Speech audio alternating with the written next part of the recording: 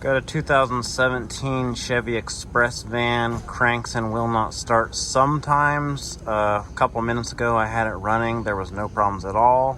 I shut the engine off, let it sit for probably 10 or 15 minutes, and then it would not start again. Okay, good. It's actually broken, so we can look at it and diagnose it. Let's take a look at codes. Let's see what we got. Codes, got engine control module code P0689 and a P1682. Looks like ignition 1, circuit 2. Usually when you see something like this, there is some sort of power mode or ignition switch circuit that does not agree with each other, and it's being compared by the ECM. So let's take a look at some data. Take a look at the engine control module data. This is what the engine control module itself is seeing on those two ignition 1 circuits, and it's comparing. Clearly we have 11.88 volts versus 1.4 volts. There is a difference, and that is why we have those codes setting, because the ECM sees that there's something that doesn't make sense and it wants you to go look into it. Let's take a look at the wiring diagram for the engine control module. This is the guy that's setting our trouble code, and he's essentially saying that the ignition voltage here and the ignition voltage here do not agree with each other, because this should turn on and off when you turn the key on and off. So we have ignition 1 was reading basically battery voltage, and we had the ignition relay feedback signal was only reading 1.4 volts. So let's logic this out and come up with a testing process to eliminate where we may or may not find the problem.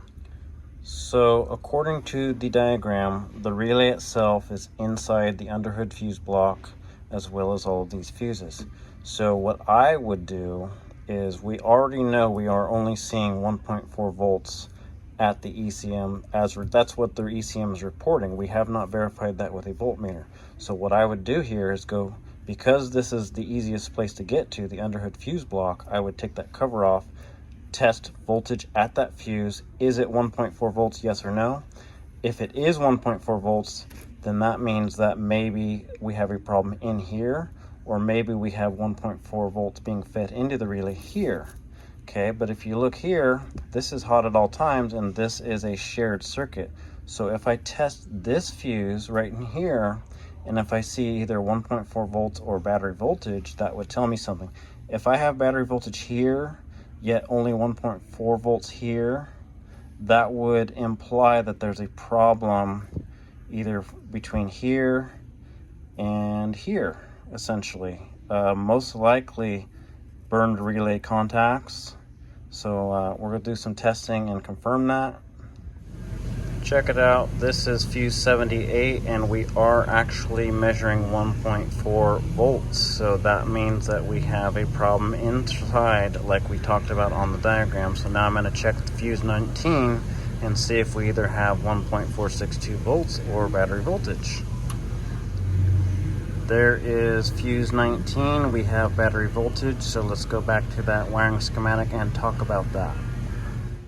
So back here on the wiring diagram, we tested here, we got about 1.4 volts. We tested here, we got battery voltage, so that means definitely have a problem between here and here.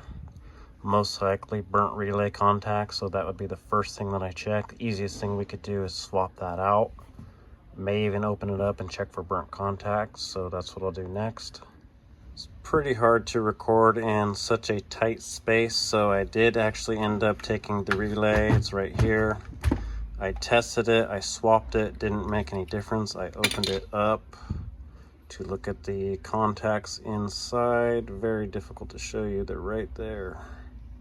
But I did not see any signs that they were burnt or damaged, and when I swapped it out, it didn't help anyway. So that would only mean that you have a problem internal on the fuse panel. So inside the fuse panel, the bus bars have some sort of problem. Maybe those terminals there have some sort of problem. I split this open so we can see it. Here's some of the relays that are non-serviceable that are inside. So if any of these go bad, you have to replace this. And as you can see, there are some layers that I will not be able to separate. Most likely your problem is between here and one of these layers. Got some sort of voltage drop inside that panel, so the only way to get pieces for that is to replace the whole thing, and that's what I did. So I replaced the whole unit, and we're going to see what happens.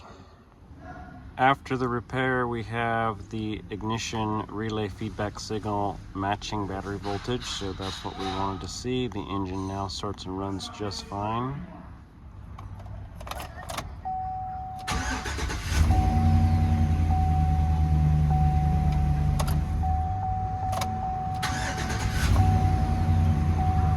Well, it's all good now. That's all I got.